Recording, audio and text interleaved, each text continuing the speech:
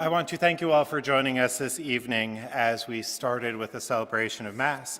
But I know that you are here mainly for our guest of honor, who is a man who doesn't really need any introduction, which I am glad for, because I was really panicking about any sort of introduction I was going to have to do for Msgr Kupke. But then a few days ago, an email came out for Father Ray, who is being honored with the 6th annual Bishop Arthur A. Saratelli Evangelization Award, and they gave a really great synopsis as to who Msgr Kupke is.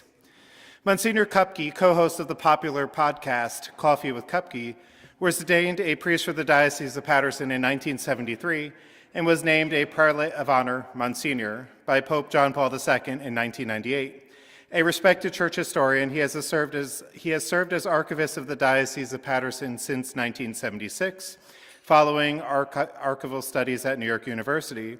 Over the years, he has held numerous pastoral assignments, including parochial vicar at St. Philip in Clifton, St. Pius X in Montville, St. Peter the Apostle in Parsippany, administrator of St. Thomas of Aquin in Ogdensburg, and pastor of Holy Family in Florham Park and St. Anthony in Hawthorne.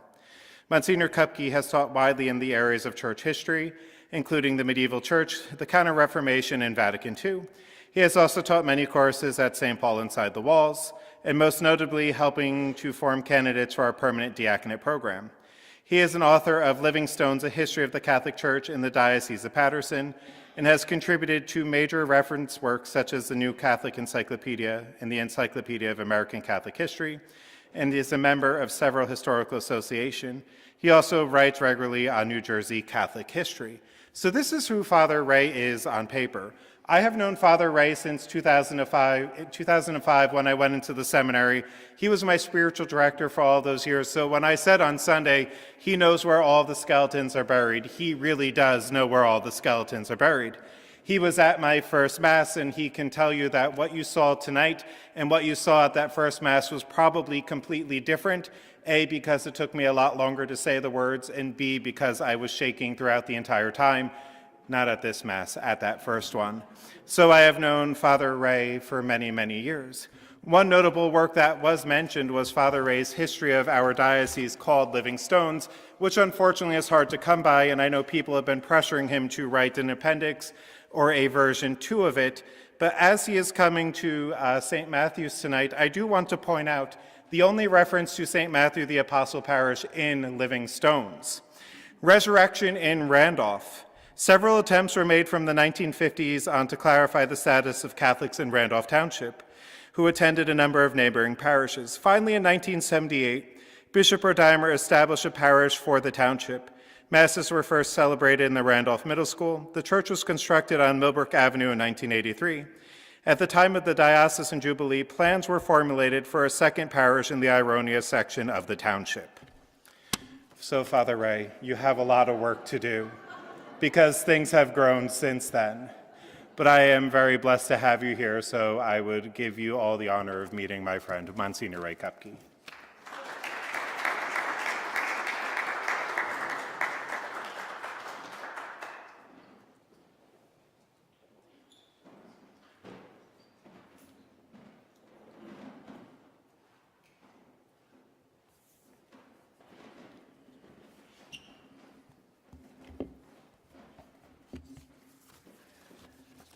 Good evening. With an introduction like that, who needs enemies? Huh? The only thing he left out was that at his first Mass, I blessed his chalice. So I hope it's still providing Eucharist for you here at St. Matthew's. It's a pleasure tonight to come to St. Matthew's and to talk. If you wonder what an archivist does, among other things, he takes his life in his hands and goes to places where people all remember the beginning, and then the archivist goes and tells you about your own beginning. So as I came in tonight, I met a nice gentleman there who said, I was here at the beginning, and I said, I know, but I'm going to change it now tonight. So even though St. Matthew's is, as Father Brian mentioned, one of our newest parishes, possibly the newest, actually, depending on how we look at it. But It has a Catholic history that goes back much, much further than that, and goes back almost 2 centuries. So if you can close your eyes, imagine what this area looked like in the middle of the 1700s. So in 1757, there was a large immigration of Germans into Pennsylvania. Many of them we refer today as the Pennsylvania Dutch, which really, they're not Hollanders, but Dutch as in a bad translation of the German word for German. They're really the Pennsylvania Deutsch. So many of those came over in the 1750s, but at the same time, there were a lot of Catholics that immigrated from Germany into Pennsylvania in the same period. So the few priests that ministered on the American colonies at the time, all of whom were English, they were perplexed with what to do with these new immigrants who only spoke German initially. So they petitioned they were all Jesuits. So they petitioned the Jesuit general in Rome to speak to the German province of the Jesuits and see if they would be willing to send over 2 missionaries to assist them with this new population. So 2 guys raised their hand, Matthias Sittenberger and Ferdinand Steinmeier. On the boat coming over to the New World, they both reasoned that their names were too German, so they decided to anglicize them. So Father Sittenberger became Father Manners, and Father Steinmeier became Father Farmer. There's some indication that Farmer is actually something of a translation of Steinmeier, but so Father Farmer was assigned to Philadelphia, to Old St. Joseph's Church, which is about 2 blocks behind Independence Hall, still there today. It's a wonderful parish, still a Jesuit parish today. I actually gave a talk there a couple of years ago for their 275th anniversary. So Father Farmer was there, and this guy had a missionary's heart. He could not be kept down. So after only a brief period there, he begins to fan out as he hears rumors of Catholics in other areas. So this first begins by coming across the Delaware River into South Jersey, into what is today Salem County, the most remote part of New Jersey. Well, he would sail across the Delaware, and there were a couple of German Catholic families there involved in what was then a glass blowing industry in, if you think of Glassboro, New Jersey, this is the area we're talking about. So he went over there and baptized and married. Sometime in 1764, he found out, he got word that there were Catholics in northern New Jersey. They say when you die and go to heaven, you get to ask God 3 questions, and one of my 3 is going to be, who told him? Because if you think about the 1760s, it's not like there were newspaper or Facebook or even telephones, I've often wondered how in God's name did he find out about these people? What it was, and it plays into Ironia especially, because these were a group, a new immigration of German iron workers. iron miners. So the iron mines in southwest Germany in the Saarland region had collapsed, and a whole flock of them immigrated to the New World because an iron industry was beginning to be developed in northern New Jersey. How Farmer found out about them, I have no earthly idea. But beginning in 1765, he began going twice a year by horseback into New Jersey, northern New Jersey, to visit these scattered Catholics. He was indefatigable. Farmer was an archivist's dream because he kept perfect records. His sacramental record, first of all, his handwriting is perfect. When I pick up his stuff and read it, especially when I compare it to the chicken scratch of the guy that came after him,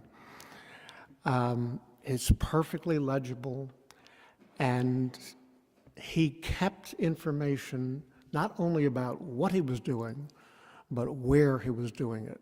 So we can actually trace Farmer's apostolic journeys into northern New Jersey because he always mentions the town that he's baptizing in.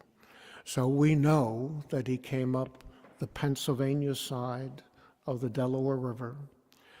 He crossed the Delaware at a place that he referred to as Greenwich.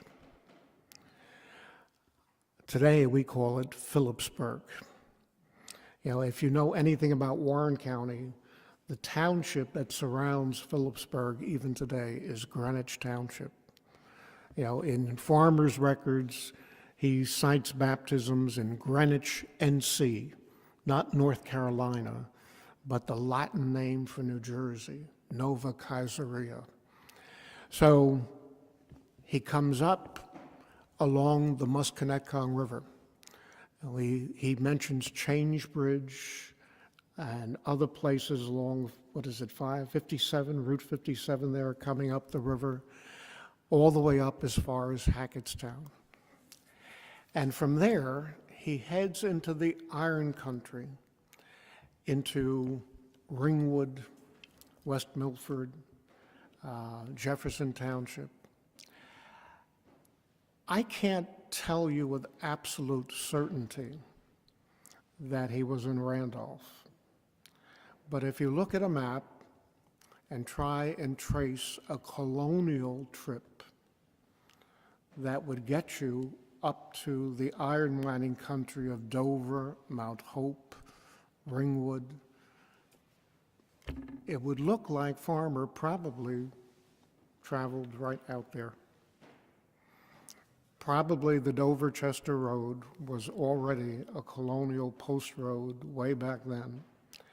And it's entirely possible that the Apostle of New Jersey, the first priest to ever minister in New Jersey, that he came up right past your property. Who knows? Maybe even gave it a blessing as he went by, hoping against hope that someday there'd be something here. Farmer did this twice a year, every spring and every fall, for 20-some years. The only time he missed was the year that the British blockaded Philadelphia during the Revolutionary War, and he could not leave the city. But other than that, every single spring and every single fall, he would set out by horseback until he died in 1786. In 1986, the bicentennial of his death, I tried to get his successor today, the pastor of Old St. Joseph's in Philadelphia, to come up here and say Mass for our Mission Sunday. I thought it would be a lovely connection. And so I called him up and I explained to him, and he said to me, let me get this straight. You want me to drive all the way up to North Jersey on a Sunday afternoon? just to say Mass? I said, yeah, your predecessor did it on horseback, you know. That man had no soul. The more I talked, the crazier he thought I was, you know. So he says, why don't you just go get somebody from St. Peter's College, you know, in Jersey? I said, it wouldn't be the same. It has to be you. He would not come. But anyway, Farmer at least 7 times in his records, as I said, he mentions, I know too much about the early residents of Ringwood and Mount Hope based on Farmer's sacramental records. You know, I know who the village whore was in Mount Hope in the early 1700s based on his baptismal records. 7 times Farmer mentions that he baptizes somebody just somewhere in Mars County. So who knows? At least one of those might have been here in Randolph as he was passing through. His records, again, give us an idea of what it was like to be a Catholic in that period. He mentions baptizing somebody at the Wawayanda Iron Forge, which is up on the top of Sussex County, you know, Wawayanda State Park today. And he says that the father was Catholic, the mother was Protestant, and the father had to serve as the godfather because there were no other Catholics anywhere around to serve in that capacity. So it tells you something about how hard it was to hold on to the faith in the middle of the 18th century. But thanks to Father Farmer, we have, you know, a history of the faith, even here in Randolph, that goes back over 2 centuries. After the American Revolution, slowly this area began to develop. In 1805, Randolph Township was separated from Mendham Township, which is one of the only 5 townships in Morris County that predate the American Revolution. Gradually, over the next century, the church in Morris County begins to develop almost in a circle around Randolph Township.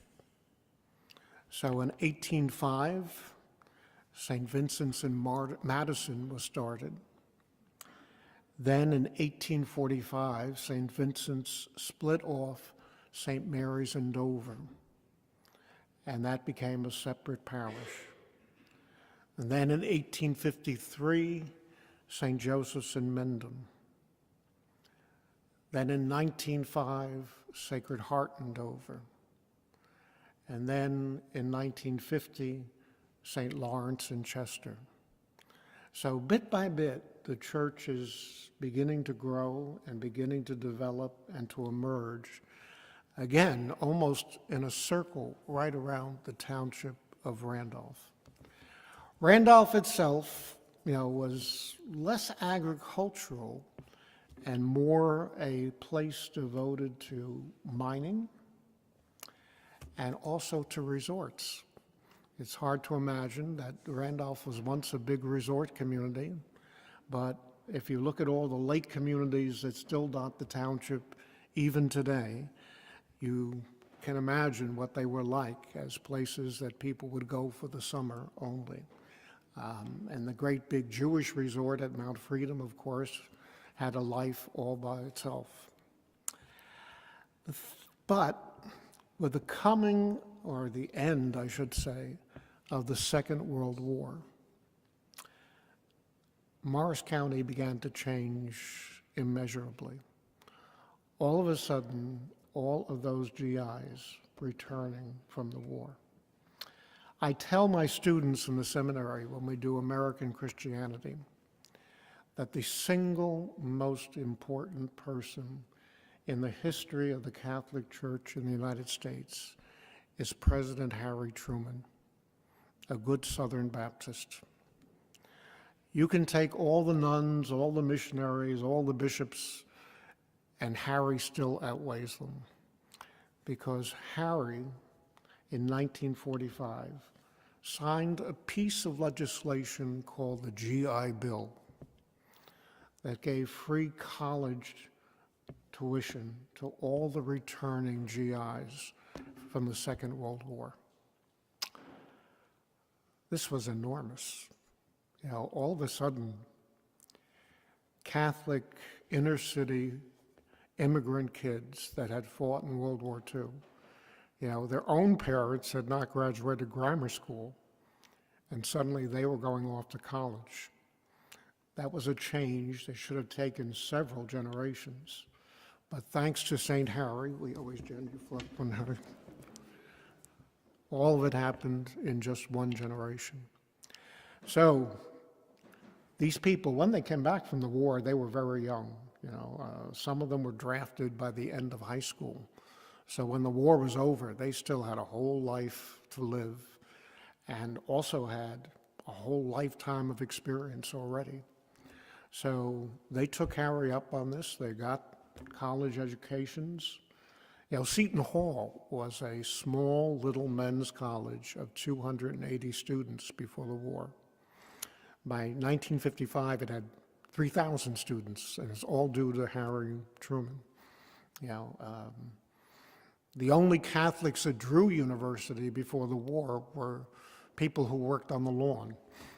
You know, but then today, Drew is undergraduate population is predominantly Catholic, and it's all Harry's fault. You know, you can trace everything to Harry. Half the parishes in New Jersey date to after the GI Bill. It tells you how quickly we spread out of the urban ghettos where we traditionally were living and into the newly created suburbs. So this has a profound effect on Morris County as very quickly people begin moving out here. You can take a map and you can trace the new parishes up Route 46, up Route 10, up Route 23, as one by one they're founded because Catholics are moving west.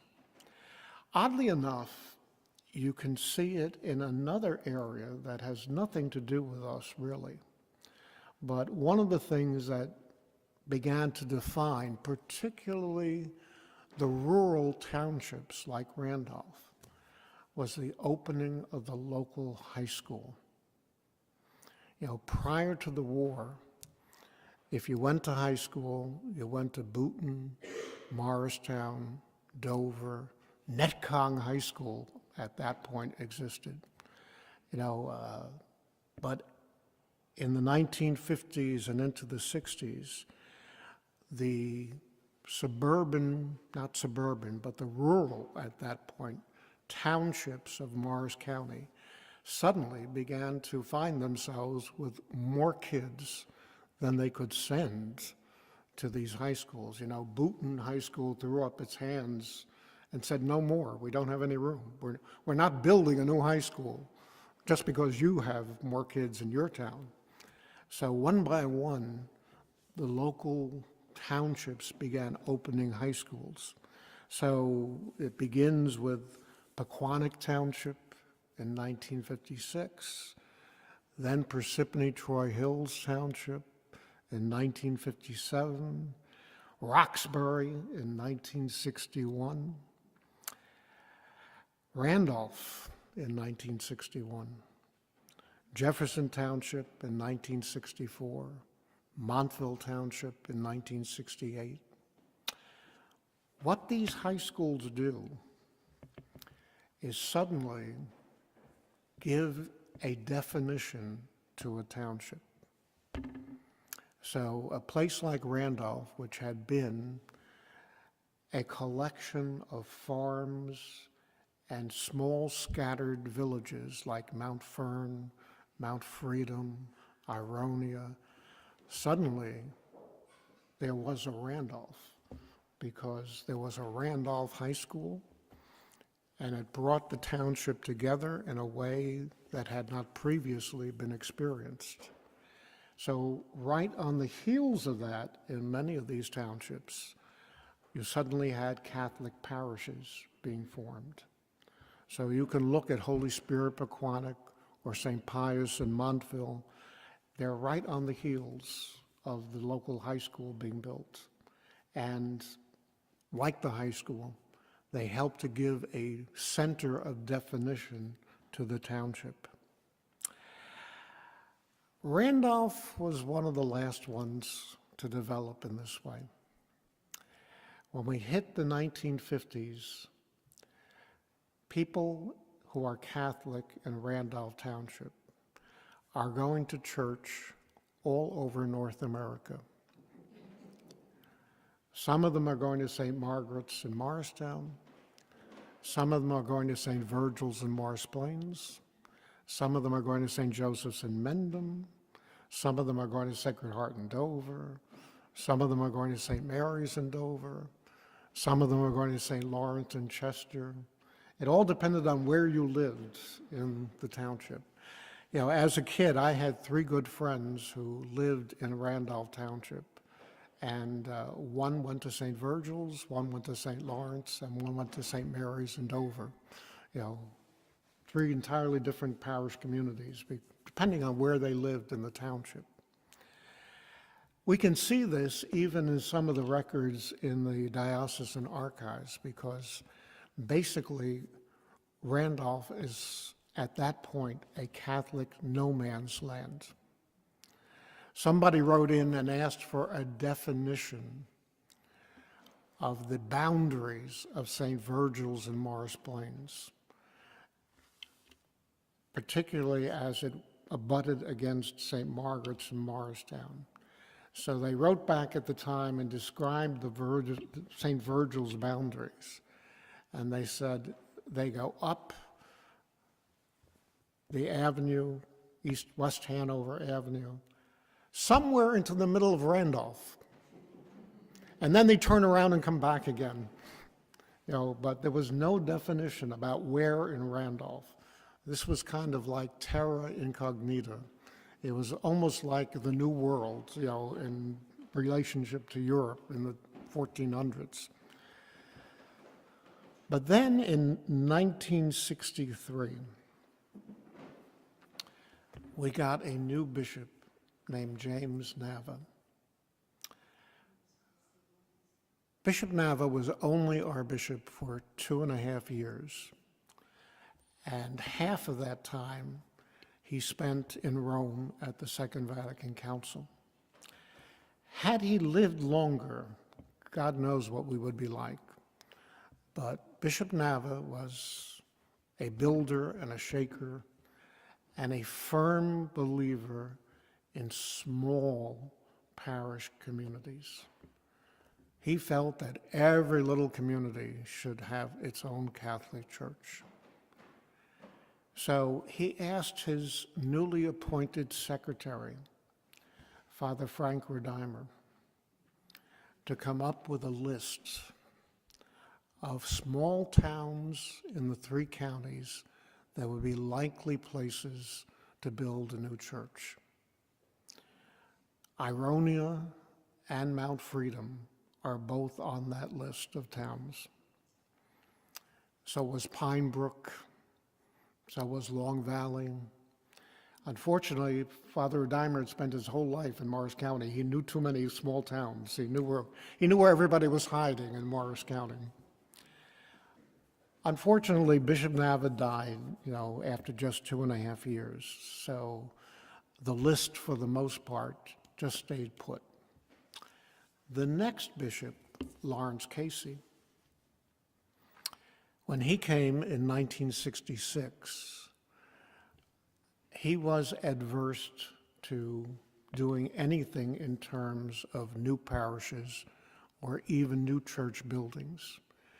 The economy was not so great in the mid-60s, and with all the fallout from the Second Vatican Council, nobody was really sure what a parish should be, or certainly not what a church should look like.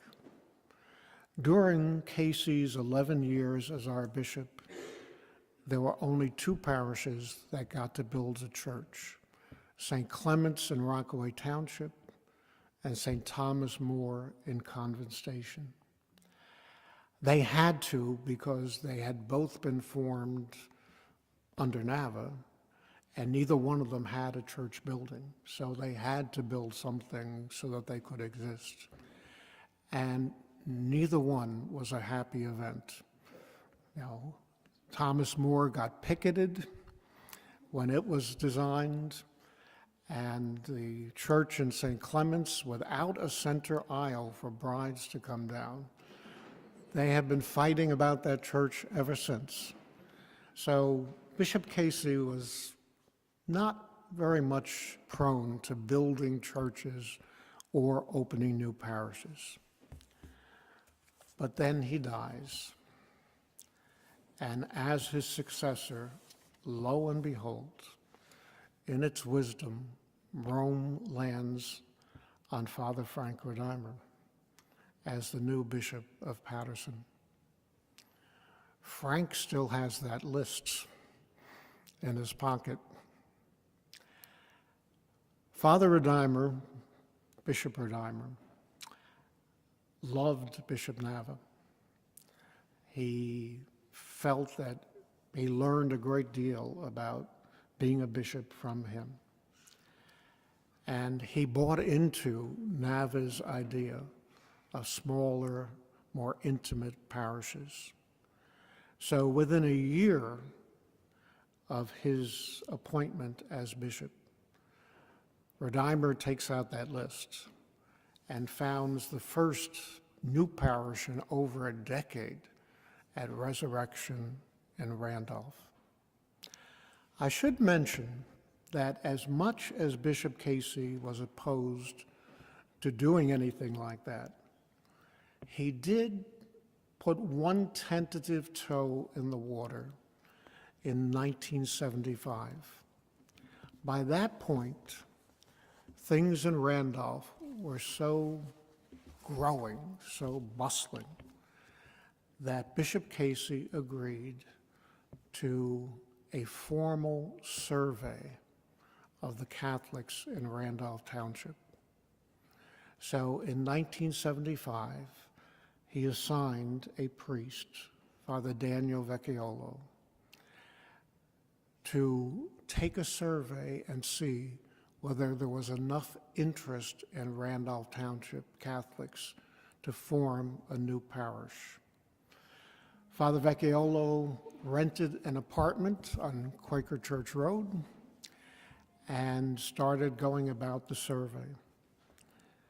This is his description of what he did.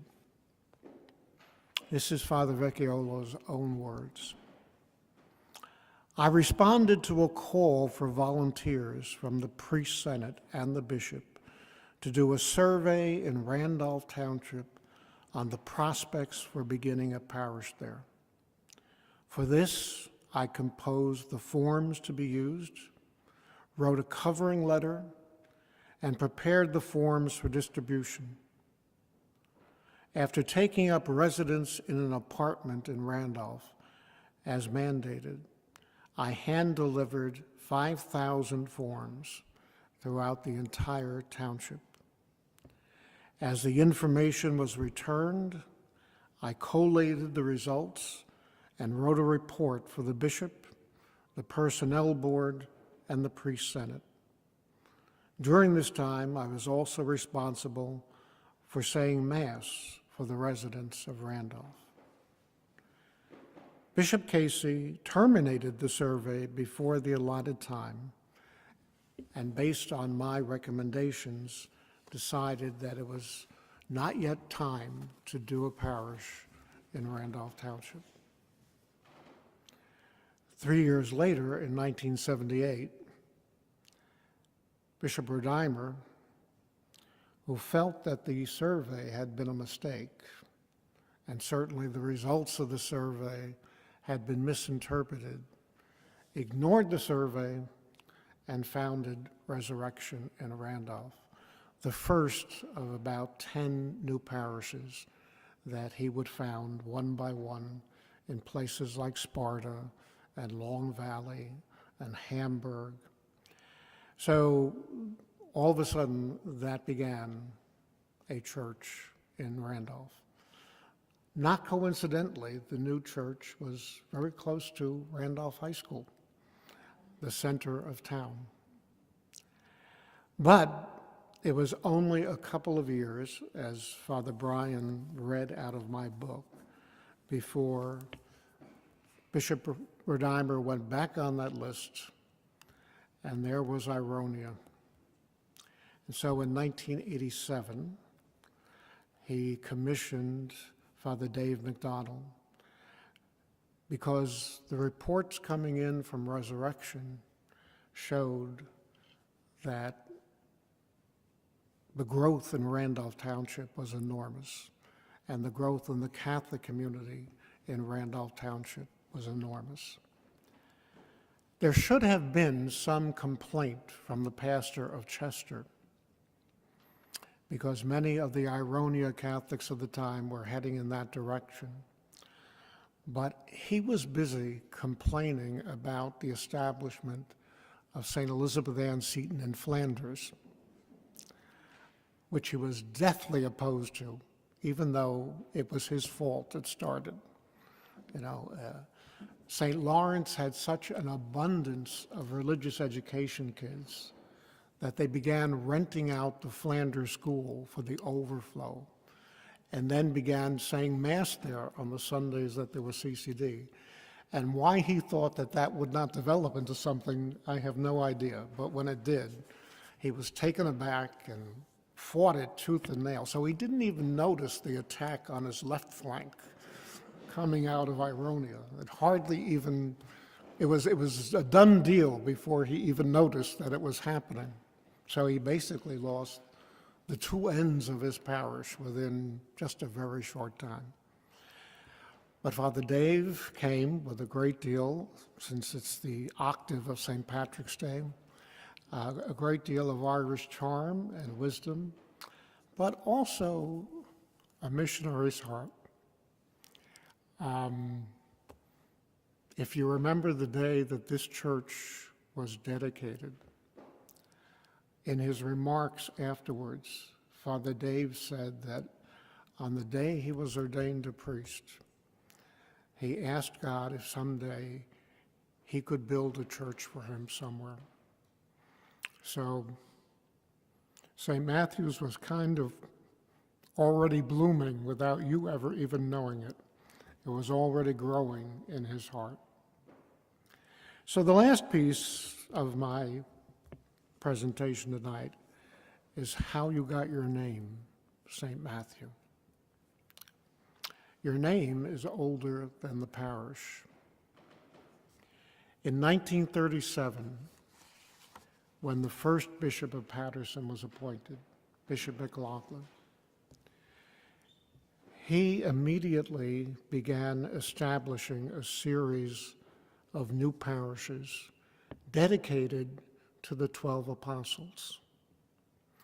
So out of that effort, we still have St. Peter the Apostle in Parsippany, St. Andrew the Apostle in Clifton, St. Philip the Apostle in Clifton, St. Simon the Apostle in Green Pond, St. Thomas the Apostle in Oak Ridge, St. Jude the Apostle in Bud Lake.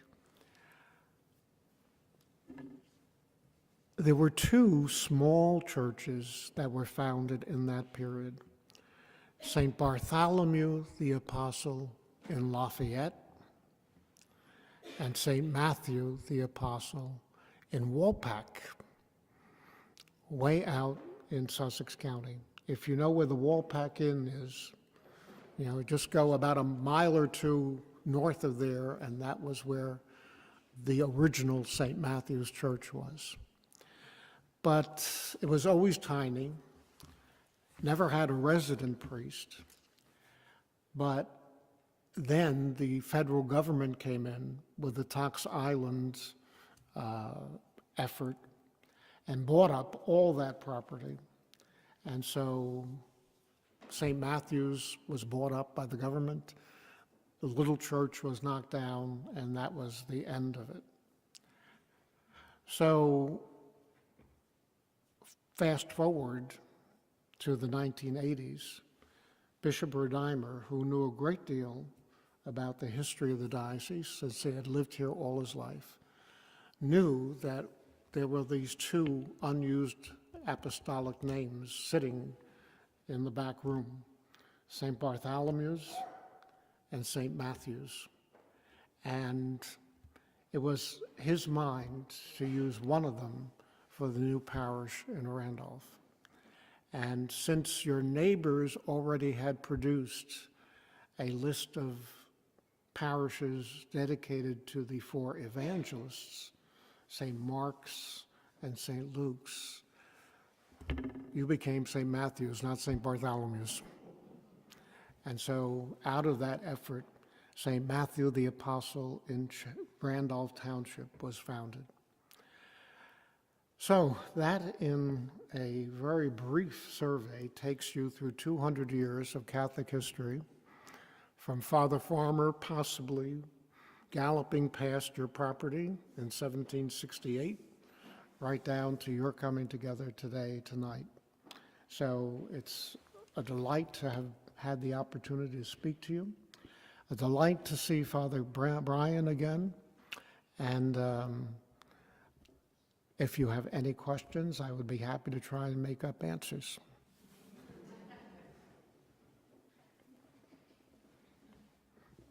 You don't count, you're a diocesan employee. I'm ask you to speak to the large wooden pieta that we have on the back of the wall there in the gathering space, which I know you spoke about recently. That was a gift to Father Dave from Father Gene Romano, who was the founder of Bethlehem Center down the street here on Pleasant Hill Road. So Gene Romano, hermit that he was also a avid collector of leftover church stuff. So he had this little room where he had all kinds of stuff that he collected with the hope of using it in Bethlehem. So that pietà was actually, from my understanding from Gene, from a German church in New York City. It was one of the Stations of the Cross. If you can imagine the size of this church, if that was just one of the Stations of the Cross. So that was, what would that be, the 12th Station of the Cross? Jesus holds his, Mary holds her son. So, or is that the 13th station? One of them. But anyway, when Father Dave was assigned to build a church here and open a parish here in Ironia, Father Romano gifted him with that pietà.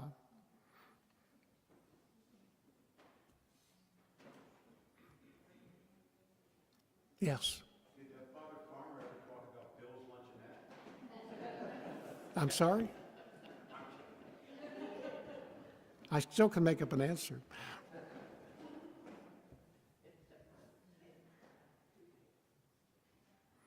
Well, thank you all for coming out tonight. It's been a pleasure to...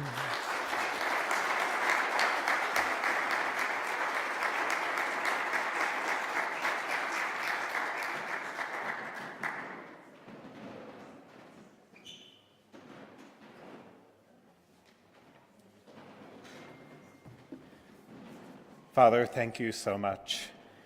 Please feel free to join us for coffee and cookies out in our gathering space. As well, we have some information from when our church was first founded, the signs that they used, some of the information from our church history, and there is a greenish blue binder out there that literally has all of the correspondence from Father Dave that talks about the founding of our parish that you are free to look through. Please be careful with it. It's the only copy I have, and if you see him anywhere near it, please chase him away from it. Thank you all for being here this evening.